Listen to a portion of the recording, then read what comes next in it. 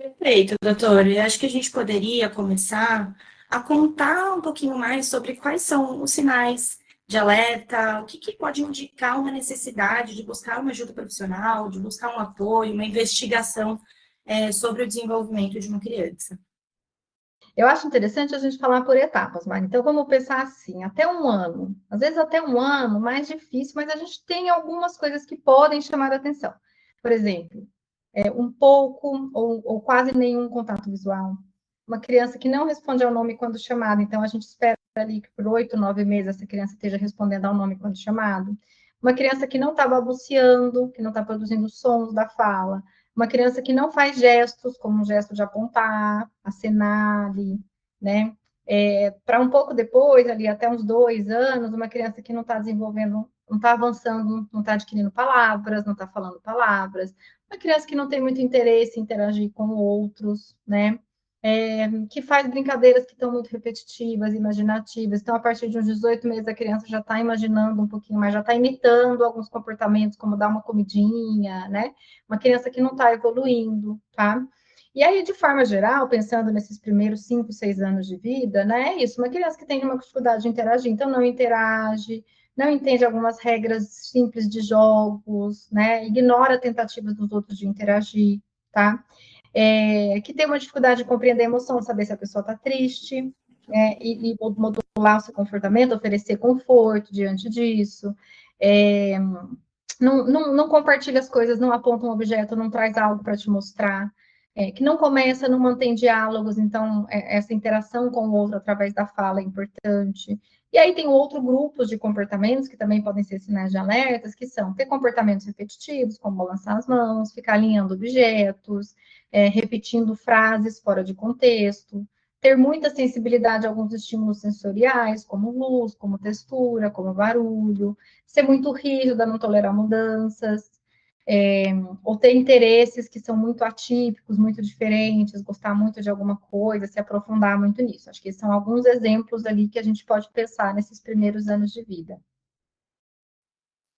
Perfeito. Acho que são muitos sinais, assim, diferentes um do outro. A gente vai conseguir aprofundar um pouquinho mais, né?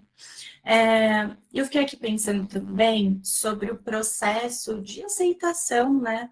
A gente comentou um pouquinho acima, né? Sobre quase um luto, né? De uma expectativa criada. Como que acontece a orientação para essas famílias após o diagnóstico, ou até mesmo durante esse processo? Uhum.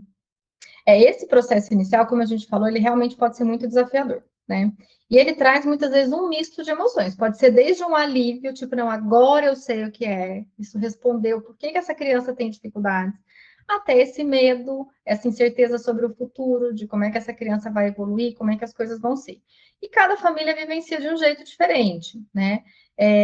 Então, este acolhimento da família, este cuidado com a família no primeiro momento, ele é muito importante, envolve diferentes aspectos. Um dele é a gente fornecer as informações adequadas, acessíveis, claras, né, sobre o que é o autismo, né, ajudando os pais a entenderem, né, o que isso implica mesmo, quais são as características que são explicadas por isso, quais não são, desmistificar alguns conceitos errados, né, então o autista é sempre aquele que não olha no olho, tá, o que nunca vai falar, então desmistificar alguma coisa, mostrar que essa criança pode ter uma vida plena, significativa, né? Orientar sobre os próximos passos. Então, olha, quais são as terapias? Para onde nós vamos daqui, né? Discutir algumas estratégias para o dia a dia. Então, tem um processo de uma psicoeducação também de como estimular essa criança em casa e também o aspecto do acolhimento emocional da família, tá? Mas eu acho que é muito importante nesse primeiro momento isso de reforçar que não é o diagnóstico que determina, que define aquela criança, define o futuro dela, né? Que cada criança tem o seu potencial, tá? E com amor, com paciência, com os estímulos adequados, com os recursos adequados, essa criança pode desenvolver e vai construir o seu caminho ali de uma maneira única, como todos nós. Sim, isso é bem importante mesmo. E você falou algo para mim, pessoalmente, eu entendo como uma luta para todos nós, né? De trazer informações de qualidade, desmistificar é, alguns conceitos que hoje em dia já podem nem existir mais. Acho que é muito importante levar essa informação com muita verdade para as pessoas, né? O diagnóstico, ele, de fato, ele vai impactar de maneiras diferentes cada pessoa, né? Cada criança e cada família. Muito bom. Bom, acho que agora a gente consegue entrar um pouquinho mais na parte de critérios do diagnóstico. Eu sei que é um tema bastante complexo e a gente vai passar por algumas coisas aqui hoje. Então, a gente vai conversar sobre por que não fazer um diagnóstico precoce. Existe uma idade específica para fazer esse diagnóstico? Existe teste que a gente precisa fazer, realizar? Como que eu sei que eu preciso buscar esse diagnóstico? Quem faz esse diagnóstico? Esse é um ponto bastante relevante também. Então, a gente vai começar a falar um pouquinho disso. Como o DSM-5 e o CID-11 podem ajudar a gente nesse processo também. E eu queria que você contasse um pouquinho para a gente sobre isso. Então, vamos começar, né?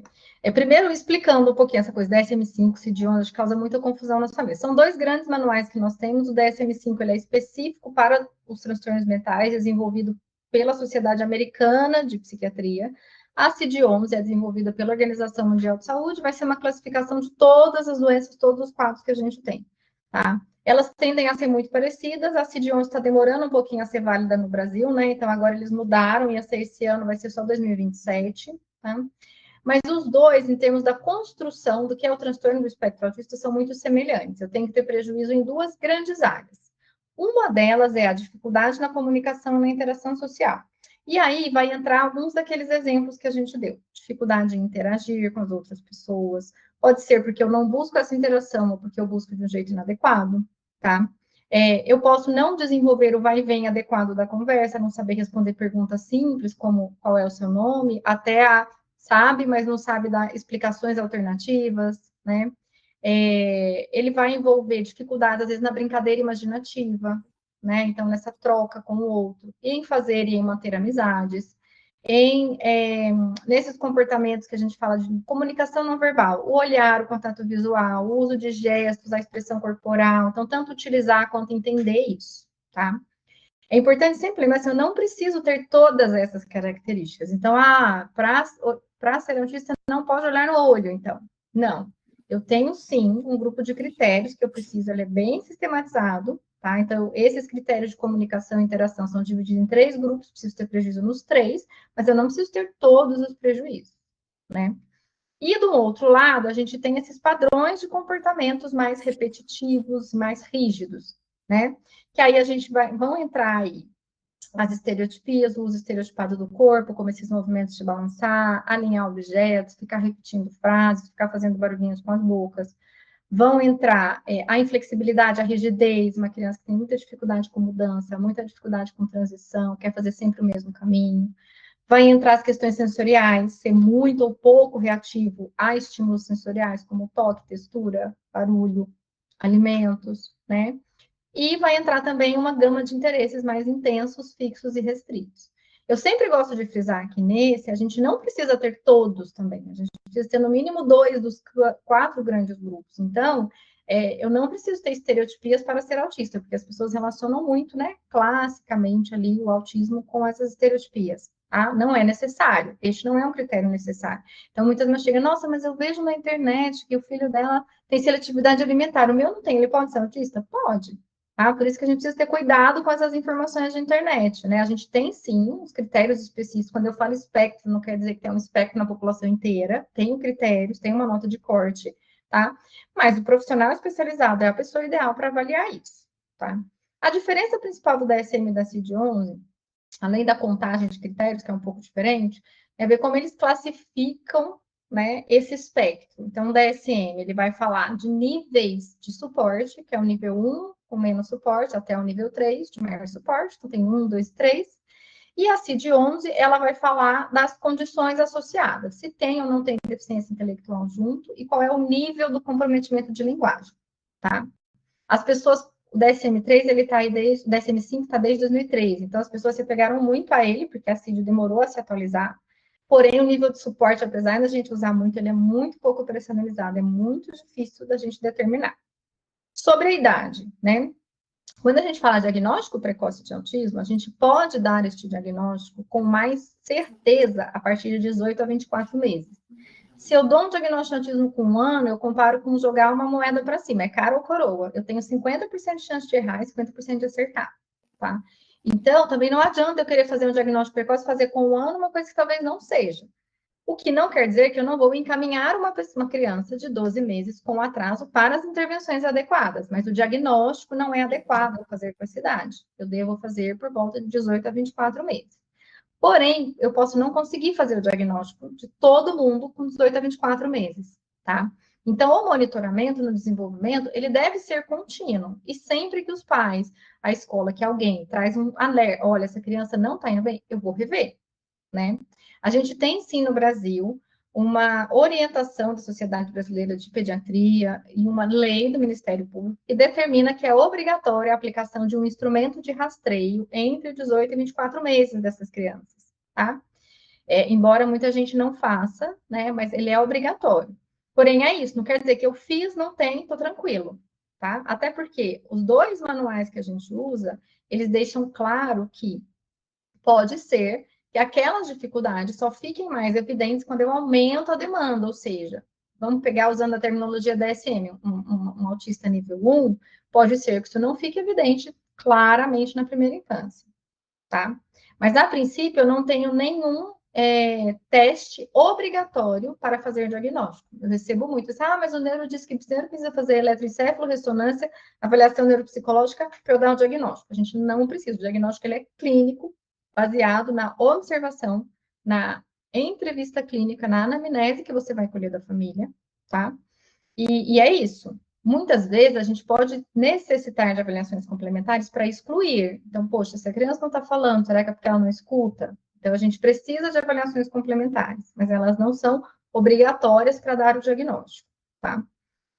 E aí, assim, para a gente buscar, né? E aí, quando eu falo para os pais, quando você vai buscar ajuda, não quer dizer buscar um diagnóstico, entendeu?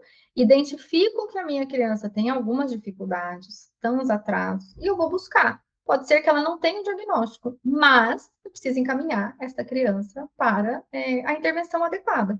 Uma criança com 1 ano que não balbuciou, não está produzindo nada de fala, não está ok, tá? Não é cada um tem seu tempo. A gente tem uma janela de desenvolvimento, né? Então, a gente espera que o balbucio aconteça até os 9 meses.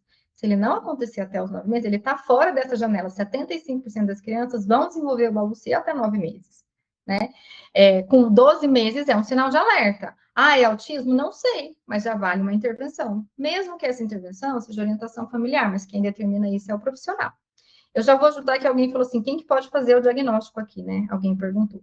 É assim, Sim. oficialmente, para validade em termos legais, para o convênio, para tudo que você quiser, é um médico, tá? Qualquer médico poderia fazer este diagnóstico. Agora, pode ser que na sua cidade, ou os profissionais que você entrou em contato, o médico nem é a pessoa mais capacitada, não é a pessoa que mais entende de autismo. E você vai ter um psicólogo, uma fono, uma terapeuta ocupacional que entende mais e pode até fazer uma avaliação para instrumentalizar isso. Porém, para a validade legal, né, se não tiver esse laudo do médico, tá, não vai se conseguir ali terapias no convênio, né, esses pontos assim que é importante esse ponto de entrada. Tá? E o médico também é importante para excluir outras causas. Então, eu falei, não preciso fazer ressonância e eletroencefalo de todo mundo. Mas a síndrome de West, por exemplo, é um diagnóstico diferencial que pode mimetizar autismo. E nesses casos, eu preciso de eletroencefalograma. E o profissional mais adequado para excluir também outras causas, geralmente é o médico. Acho perfeito isso, porque até quando a gente fala em intervenção precoce, né, isso, atuar nos primeiros sinais, começar ali um processo de intervenção, pensando em desenvolver essas habilidades e, bom, eu sou um profissional clínico que atuo, né, com as intervenções diretas e muitas vezes eu vejo que isso colabora mesmo para entender, fechar um diagnóstico, pensar em diagnósticos diferenciais. Então, é um trabalho em conjunto legal, assim, de ressaltar, né? Bom, Bom, acho que é importante a gente entender, né, sobre essas classificações, quem dá o diagnóstico, com qual idade, enfim, até o impacto de não fechar o diagnóstico inicialmente, né? E aqui o pessoal colocou algumas dúvidas com relação a isso. E eu acho que, para além desse processo do diagnóstico, e um medo dos cuidadores ali para o momento atual, também tem um medo do futuro, né? Após esse diagnóstico. Como é que se lida com esse processo, com essas incertezas? Qual que é a sua percepção, doutora, sobre isso? Eu acho que tem essas duas fases, né? Aquela fase inicial de, poxa, acho que meu filho tem alguma coisa, preciso chegar num profissional e tentar entender, que já traz medos e incertezas, e tem essa fase, aí o profissional fala que é autismo, né? Que é o que eu falei, para muitos, às vezes traz um alívio, porque tem muitas mães que falam assim, mas faz muito tempo que eu tô falando, e ninguém, né, acreditava que tinha alguma coisa mesmo, tá? Porém, tá? Por um outro lado, tem este aspecto de pensar no futuro. Então, eu tenho famílias que, às vezes, na primeira consulta já falam assim: será que eu tenho um outro filho, então? Porque quem vai cuidar dele se a gente não estiver mais aqui, né? Então, este processo de incerteza, ele é muito natural, tá? Acho que qualquer pessoa que tem filho se preocupa com o futuro, e quando você tem um diagnóstico, né, qualquer que seja ali numa idade muito pequena, a gente vai se preocupar mais nisso, tá? Mas é importante a gente entender que com o apoio adequado, com o suporte adequado, com a estimulação adequada, a maioria dessas crianças vai conseguir desenvolver habilidades e alcançar uma vida plena, tá? Não podemos garantir para todos, mesmo com a estimulação adequada, mas a gente sabe que quanto mais precoce, melhor. E não é o diagnóstico que define esse futuro, tá? Então, se ela precisa de mais apoio, é a gente organizar esse apoio, tá? É a gente entender jeitos diferentes que as pessoas funcionam. A sociedade tá no ideal? Não tá, mas tá muito melhor do que era quando eu comecei, que nem foi tanto tempo atrás, né? Mas tipo 10, 15 anos atrás, já tá muito melhor do que o que era um tempo atrás, né? Pensando até lá no futuro, inclusão em mercado de trabalho, tipo, a gente avançou muito, né? Então, eu acho que é entender que com as intervenções, com o apoio, com a aceitação, né, dessas diversidades, tá? A gente consegue trilhar um caminho junto, né? E acho que o mais importante é isso, que a família, ela encontre pessoas que ela confia, né? Porque se fica por conta, por exemplo, a família fica nessa, como se eu tiver, a família quer saber como é que dá o diagnóstico, para ela dar um diagnóstico. Você não precisa dar um diagnóstico, tá? Você não precisa ser especialista em aba. Claro que você vai ter que ter uma orientação até para saber como estimular. Mas eu acho que o que acontece é isso, as famílias se sentem perdidas, às vezes não está confiando na equipe, e é como se eu tivesse que aprender tudo ali, né? Mas eu acho que o principal é isso, entender assim, que a gente tem muitas expectativas positivas. Tá? Então, nesse primeiro processo de psicoeducação, inclui isso de, eu falei, desmistificar, especialmente essa carga negativa que a gente tem relacionada ali ao autismo. Sim, e no fim é uma parceria, né, entre a equipe clínica, entre a família, entre a escola e a comunidade no geral. Acho que está muito claro, né, essa rede muito parceira para desenvolver essa criança, para dar oportunidades. Até puxando o que você trouxe, nós que trabalhamos com esse público, a gente sabe que existe um sentimento muito comum de culpa entre as mães, principalmente de crianças com autismo, né? Vou trazer aqui alguns dados de um estudo que é o Retratos do Autismo no Brasil, de 2023, e nós observamos que 36% dos cuidadores relatam sentir uma culpa em relação a esse diagnóstico das crianças, sendo que 89% dessas pessoas são mulheres, né? Essa é uma informação bastante importante, né, para a maioria das pessoas cuidadoras, são as mães, né? E ainda existe um estigma muito grande sobre as mulheres no momento do diagnóstico do autismo, né? Eu queria comentar um pouquinho sobre a orientação parental, como é que ela pode auxiliar essas mães. Acho que você já trouxe aí alguns dados importantes. Eu acho assim, esses dias, para descontrair um pouquinho mais, teve um vídeo que eu vi no Instagram, alguém falando, perguntava para o pai de crianças mais velhas assim, qual data do aniversário do seu filho? Qual o nome da professora? Qual a matéria que ele mais gosta? Perguntava para o pai e para a mãe, assim, tipo, e o pai errava todas e só a mãe sabia responder. Então, geralmente, é a mãe que está cuidando disso tudo, que a gente fala dessa carga materna, e fica né, é a pessoa que mais vai se culpabilizar. Nossa, mas será que fui eu que não estimulei? Sabe? O que que eu fiz? Muitas vezes os pais nessa busca de entender, mas o autismo é genético, mas se é genético, se ninguém tem, como é que ele tem? Né? Então, você tem todo um processo ali inicial, tá? De passar por essa culpa. E aí, a orientação parental, ela entra exatamente para você explicar o que é, explicar que é uma condição, que a pessoa realmente, né, ela nasceu com isso, ela pode manifestar um pouco mais tarde, mas que ela nasceu com isso, tá? Então, a maior parte dessa culpa tem a ver com desinformação, com crenças erradas. Antigamente, muito antigamente, mas ainda hoje ecoa a ideia de mães geladeiras, que é a mãe que causou alguma coisa, tá? Isso já caiu por terra faz tempo, mas a gente ainda escuta, né? Ou às vezes eu percebi antes ou não. Então, assim, eu acho que a psicoeducação tem este papel de dar informação que são baseadas na ciência, informações mais claras, tá? De falar, isso não tem causa específica, né? Não tem nada que poderia ter feito para evitar. Agora, o que a gente vai dar essas mãos para a gente saber estimular melhor, tá? Como é que a gente estimula daqui para frente, né? E aí, uma coisa que a gente vê é que muitas vezes as mães estão tão focadas nesse cuidado com essas crianças que não tem tempo para cuidar de si, né? E aí eu acho que faz parte também deste cuidado da equipe olhar, falar para os pais, mas especialmente para essa mãe, e entender assim, olha, né, que tipo de apoio, porque aí às vezes vem essa culpabilização de não estar fazendo o suficiente, de não saber o suficiente para ajudar o seu filho. Então a gente precisa ser muito cuidadoso, né, nessas etapas aí, para não gerar uma sobrecarga ali que aquela mãe, aquela família não está conseguindo fazer. Por isso que eu acho tão importante alguns bate-papos como o que a gente está fazendo hoje, porque é isso, eles trazem muitas vezes um lugar de, nossa, mas eu não percebi antes, eu não vi mais cedo, e é isso, os cuidadores não têm essa formação, então é legal a gente falar sobre isso para que a gente dê também o repertório para que eles consigam ter esse tipo de observação, né? Acho que são Se os papos como esse que pediatras ajudam no passam processo. batido, né?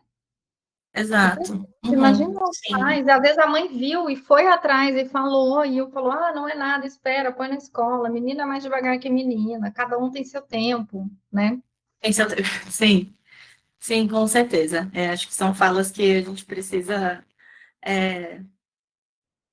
desmistificar mesmo, porque hoje a gente tem muito mais informação que vai contrário desse caminho. Bom, queria falar agora um pouquinho sobre a intervenção precoce, né? A gente sabe que cada criança possui suas necessidades específicas e singulares, né? E eu queria que você trouxesse para a gente uma explicação assim, da importância de adaptar essas intervenções terapêuticas, né, para cada criança com autismo. Tem até uma figura que eu mostro nas aulas, né? Que é aquelas pessoas têm uma ideia de que o autismo é uma faixa contínua, né? Pensando nível 1, nível 2, nível 3. E aí, ou é você menos autista ou mais autista, né? De acordo com isso. Mas, na verdade, o autismo é uma combinação de coisas. Então, eu vou ter pessoas que são mais sociais ou menos sociais. Eu vou ter pessoas que têm interesses fixos e restritos e outras que não têm. Uma que é mais rígida, uma que é menos. Uma que tem questões sensoriais, uma que não tem, porque não é obrigatório ter alteração sensorial, embora a maioria tem, não é obrigatório. Uma que tem alteração sensorial, uma não. Uma que tem problema para dormir e uma não, né? Uma que tem, junto com isso, deficiência intelectual ou um déficit de atenção e hiperatividade, outra não. Uma que é irritada e outra não. Então, Seletividade. seletividade alimentar e outra não, né? Então, é uma gama, a própria combinação de características, ela é muito variável, e além disso, eu tenho comorbidades e outras coisas que contribuem, que também é muito variável, tá? Então, esta intervenção precoce e individualizada, né, ela é muito importante para a gente fazer o planejamento, né, do tratamento todo dessa criança. Porque muitos entendem que assim, não, mas terapia comportamental é tornar todo mundo igual, né, e com determinado comportamento, assim, tá? Ela não deve ser, ela deve ser individualizada para eu trabalhar habilidades específicas de cada um, tá? A terapia ocupacional tem um papel essencial no sensorial, tem AVDs, tem crianças que vai melhor nas habilidades de vida diária, outros que não vão tão bem, né? Tudo isso eu preciso entender aquela pessoa que é única, tá? Para trabalhar diferentes aspectos. E aí o que a gente sabe, que os dados apontam, é que sim, quanto mais cedo a gente começa, mais ganhos a gente consegue ter. Porque para além da habilidade que eu vou trabalhar, eu vou também amplificar todos os ganhos que eu vou ter com aquilo. Tá? Então, uma criança que desenvolveu a fala, começa a intervenção e desenvolve a fala um pouco mais cedo, ela já ganhou um mundo com a fala dela, né? Se ela desenvolver a fala mais tarde, porque começou a intervenção mais tarde, ela perdeu algum desses anos que ela estaria ganhando também de experiências, de vivências. Então, quanto mais cedo a gente consegue melhorar essas habilidades, mais é uma progressão ali mais geométrica, ela vai ganhando, assim, potenciais, né, ao longo da vida. Você falou agora sobre desenvolver algumas habilidades, vou pegar um específico aqui, aproveitar esse momento, né, da fala, né, isso é uma queixa bastante comum ali para a gente na intervenção clínica, né, eu acho que é legal a gente pensar não só na fala, mas na comunicação como um todo, né, pensar sobre comunicações alternativas, comunicação alternativa, os pais muitas vezes ficam muito inseguros, né, de inserir coisas nesse sentido, mas também abre muitas possibilidades, né? Eu acho que, além de níveis de suporte que essa criança pode precisar, a idade em que ela se encontra também vai ter desafios diferentes, isso também vai ter que ser considerado ali para o processo de personalização da intervenção, né? Sim, sim, com certeza. E a CA, já que você trouxe, é uma coisa que é isso, né? Às vezes a gente vê pessoas que atrasam muito para começar a comunicação aumentativa e alternativa, tá? Porque tem medo de que então a criança não vai falar mais, quando a gente sabe que, na verdade, ela amplia o repertório da criança, né? E até quando a gente vai pensar na CID, o especificador que eles têm lá é comunicação funcional, não é que eu preciso ser verbal, preciso ter uma comunicação funcional. E a gente sabe que quanto melhor a comunicação, maior a chance de um melhor prognóstico, independente do formato que seja essa comunicação, né? Então, eu acho que é muito importante mesmo. Sim, e eu acho que é importante reforçar, né, atrelada essa intervenção direta até essa intervenção, essa orientação contínua com os cuidadores, para que tudo que a gente consiga fazer dentro da intervenção com a criança, a gente possa reforçar em outros ambientes, né, no ambiente de casa, no ambiente da escola, que a gente sabe que processos ali, muitas vezes, de inclusão, de adaptação é bastante difícil, então, como que a gente consegue criar uma comunicação entre essa rede para que em todos os espaços, e não somente dentro da sala ali de intervenção, no momento da terapia, que essa criança consiga se comunicar, que ela consiga brincar, né? O exemplo da CA acho que é bem legal, porque é isso, assim, muitas vezes a gente vê. Aí eu tenho, por exemplo, crianças, as famílias chegam e falam assim, eu falei, tá usando? Assim, tá, ele usa com a fone, ele usa na escola com a T. Eu falei, mas cadê a CA dele, então, agora? Assim, não, tá lá no carro. Eu falei, gente, mas não dá, entendeu? Não dá para ele usar só na terapia ou só na escola com a T e não usar no resto da vida dele toda, né? E se a família não tiver uma orientação adequada, se a família não tiver esse suporte adequado, eles não vão, sabe, não vão fazer, não vão implementar, não vão conseguir, né? E a criança não generaliza para outras coisas, não utiliza, não vai ter contextos diferentes, não vai aprender suas múltiplas funções que pode ali utilizar, né? Então é isso, assim, eu sempre acho que a gente tem que ter o cuidado também de não sobrecarregar a família com coisa demais, porque às vezes também chove orientações de todos os lados, né? Então a gente precisa, mas a gente precisa, não, a equipe precisa ser aquele que vai direcionar para a aqui é onde vocês têm que investir. Aqui a gente precisa que vocês se dediquem mais, né? Até para eles não ficarem perdidos ali, né? Com tantas coisas ali para cuidar, né? E às vezes não prioriza algo que é muito importante, né?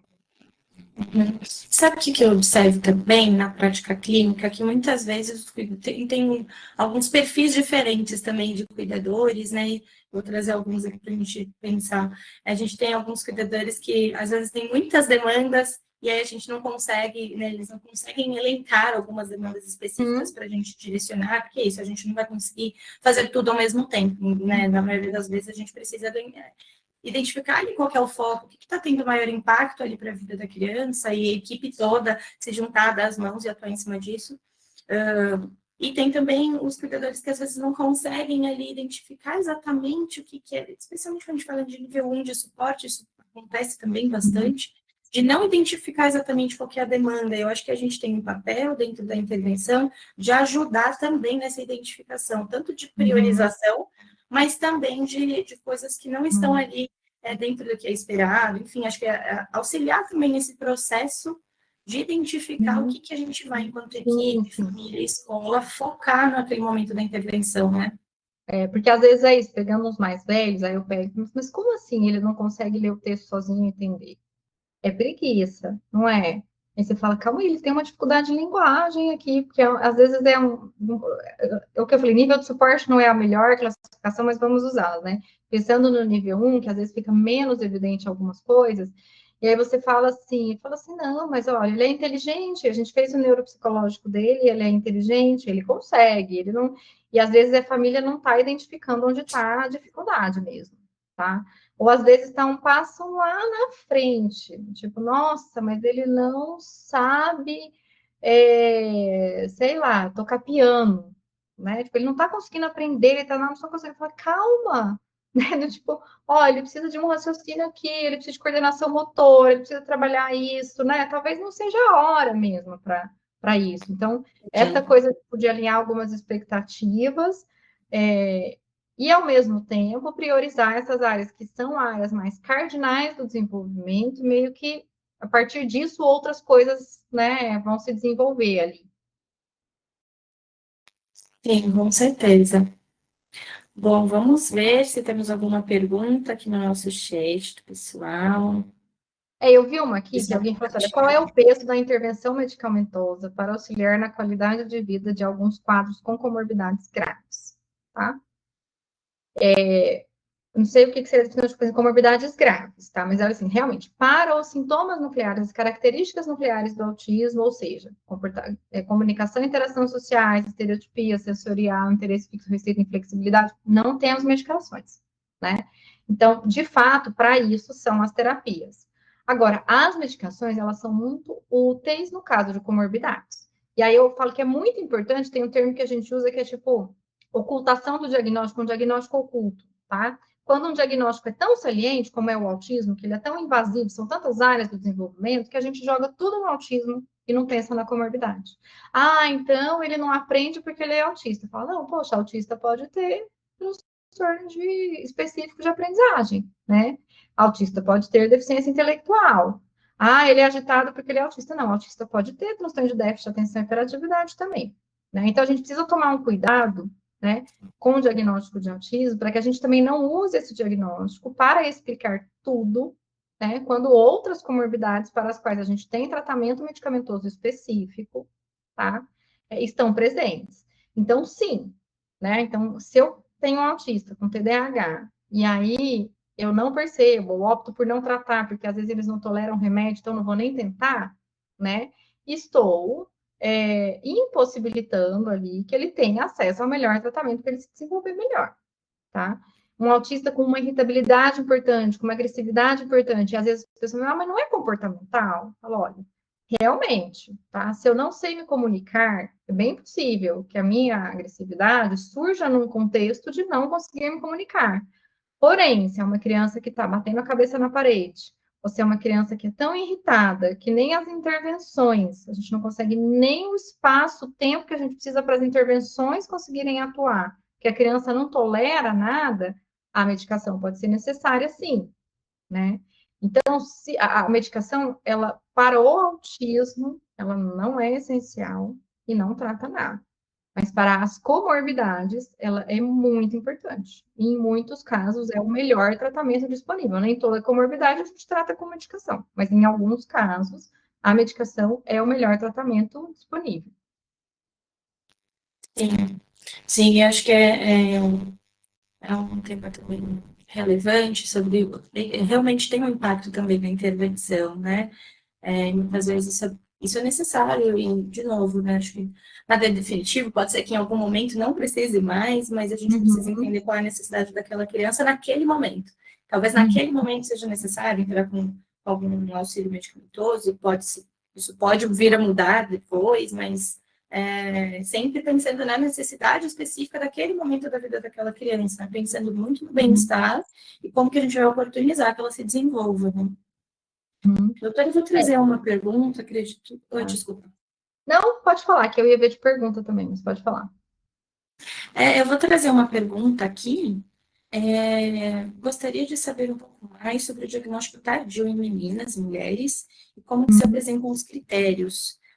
Pode haver variação de acordo com o gênero? Acho que é uma coisa também que aparece bastante. Assim, olha, os critérios em si, né, é porque, eu falei, é muito uma nota de ficar falando os nomes dos critérios todos, eles não são muito autoexplicativos quando você vai ler, tá? Então, os déficits na comunicação e interação social, eles são divididos em déficits na reciprocidade socioemocional, nos comportamentos comunicativos não verbais e no estabelecimento, compreensão, manutenção de relações, que não são coisas autoexplicativas, tá?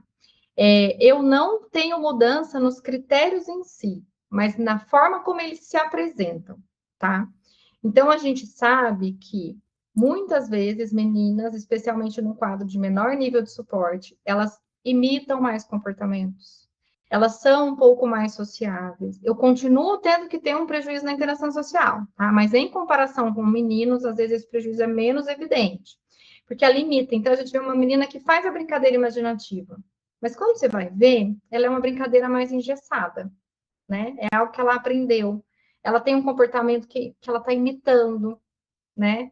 Que às vezes não está no contexto adequado, tá? Elas muitas vezes são percebidas como muito passiva, muito tímida, né? Aí uma questão do que se espera de um comportamento da mulher, eu sou mais tímida, tá? Em relação aos critérios B ali, os interesses fixos e restritos, eles tendem a ser menos atípicos. Então, se no menino, às vezes, é planetas, a máquina de lavar é uma máquina X, na menina é a Hello Kitty. E muitas meninas gostam de Hello Kitty. Mas a intensidade, o quanto ele é restrito, ela não tem outras gamas de interesse. Às vezes, o quanto ele é pouco compartilhado com outros, né? É o que deixa mais evidente. Muitas vezes elas têm menos estereotipias, ou as estereotipias não são essas estereotipias clássicas, tá? A rigidez pode se manifestar como um perfeccionismo exagerado, tá? Aí não falando de critérios, mas elas têm uma tendência maior a ter transtornos alimentares, né? Então, você junta um pouco a seletividade com um transtorno alimentar mesmo ali, tá? Então, acho que eu diria mais isso. Eu continuo precisando preencher o mesmo número de critérios, mas como eles se manifestam é diferente, né? Então, preciso sim tomar este cuidado, tá? Sim. Bom, vou trazer aqui as últimas dúvidas do pessoal aqui no chat. Quando os pais não aceitam dar medicação, não aplicam programas em casa, como proceder para tentar fazer a criança evoluir? Me parece uma dúvida, talvez, de um profissional clínico. Quer O que eu comentar, diria, doutora? Tem algumas coisas aqui. tá? Você quer falar algumas coisas também? Não, pode falar, Tá, pode eu falar. vou Depois a começar. gente vai O primeiro complementando. papel é empatia. O primeiro ponto, empatia. Tenta se colocar no, tenta entender onde é que tá, né? Deixa eu entender o que está acontecendo, tá? A depender da idade, o que eu vejo muitas vezes, especialmente para mais velhos, isso, tá? É assim, pô, já tentei tanta coisa, já tem tanta coisa que não deu certo, já estou tão desgastado, né? Que não tenho mais energia, estou num desamparo aprendido aqui, sabe? Não tenho mais energia, não acho que nada vai dar certo, tá? Outras vezes é uma pessoa que está super sobrecarregada, que não tem ali, né, o que fazer, assim, não tem rede de apoio, não tem onde buscar, né? Em outros momentos é a expectativa que tem. Às vezes é isso, então ele é autista, é isso mesmo, é assim que vai ser e é isso que vai ser. Então eu acho que a gente precisa tentar entender, né, de onde vem isso primeiro, antes da gente pensar em intervir, tá? E aí, a partir disso, você vai construindo o que precisa, né? Assim, não sei se tem. Vamos ver se você tem mais alguma dica ali também que a gente pode tentar para engajar melhor, né? Mas para além de você refazer a psicoeducação, tentar entender o contexto da família, né? Super. Uhum. Acho que se conectar mesmo com essa família, né? Se conectar de um lugar empático e Entender que as pessoas também aprendem de diferentes formas. Talvez a forma como eu estou orientando essa família não seja melhor para ela, ou a orientação que eu dei para essa família não serve para o contexto dela. Então, eu Não é acho a que existe um prioridade dela, cuidado, né? não é prioridade, exato. Então, eu acho que existe um cuidado em como que a gente está ofertando isso, né? Acho que tanto para a intervenção em si, a criança não está respondendo, eu não estou vendo ela se desenvolver, os cuidadores não estão aderindo às orientações. Eu acho que é sempre importante olhar para como você está intervindo enquanto profissional, buscar ajuda de outros profissionais, de formações, inclusive, para tentar ofertar de maneiras diferentes também, seja a orientação ou a própria intervenção, mas adaptar de acordo com a singularidade de cada cuidador, de cada criança, né? Sim, sim. Né? Sim. É isso, a gente precisa entender e ser empático, se colocar no lugar e tentar entender, né, de onde vem, o que é que está acontecendo, né, que essa família não se conectou com isso, né, que isso não fez sentido para eles a ponto deles implementarem, né. Uhum. Eu acho que hoje isso está muito em alta também, né? Orientação parental, educação dos cuidadores, e a gente vê muitos cursos, formações sobre isso. Acho que é muito importante se desenvolver dentro, enquanto profissional clínico, se desenvolver a partir desse lugar também, para conseguir levar essas ferramentas para os cuidadores das Uhum, melhores formas, de maneira adaptada, enfim. Investir também nessa parte, sabe, da nossa formação enquanto profissional, seja um pediatra, seja um uhum, psiquiatra, um neuro, um TO, um fono, um psico. Acho que é importante que toda a equipe esteja alinhada também com esse ponto, que hoje a gente sabe que tem um impacto muito grande, né? O modelo centrado na família é algo que está também muito em alta, está sendo falado muito mais do que algum tempo atrás. A gente entende que é uma área que precisa de bastante foco mesmo, né? uhum. Alguém falou que eu vou juntar Bem, duas e eu vou passar a bola para você. Falou da coisa das estereotipias, né? Como intervir nas estereotipias, e alguém falou de como suprimir, quais estratégias mais eficazes para suprimir a colalia. E aí alguém mencionou assim, então é bom relacionar a estereotipia com questão sensorial, aí depois você fala. Mas o que eu vou falar é assim, a gente não vê hoje em dia, né, que a gente tem que suprimir, né, ou modificar necessariamente determinados comportamentos, tá? Então, eu acho que a ideia aqui não é suprimir a colalia, é aumentar o repertório de fala, né? Eu não vou suprimir a colalia. A mesma coisa estereotipia, né? Essas estereotipias acontecem em que contexto, tá? Quando eu chego em casa, eu tenho o meu jeito de lidar com as coisas no meu tempo ocioso. Pode ser que uma criança autista, neste tempo dela, vai estar estereotipando mais. E às vezes os pais ficam muito, né? Ai, mas ele chega em casa e fica fazendo muita estereotipia, como é que resolve? Eu falo, gente, ele ficou na escola, fez não sei quantas horas de terapia, tá rendendo? Tá fazendo tudo. Tá, então deixa ele um pouquinho ali, né? Ele faz estereotipia e não brinca. Não tem que suprimir estereotipia, tem que aumentar o repertório de brincadeira, né? uhum. Então, Entender a função.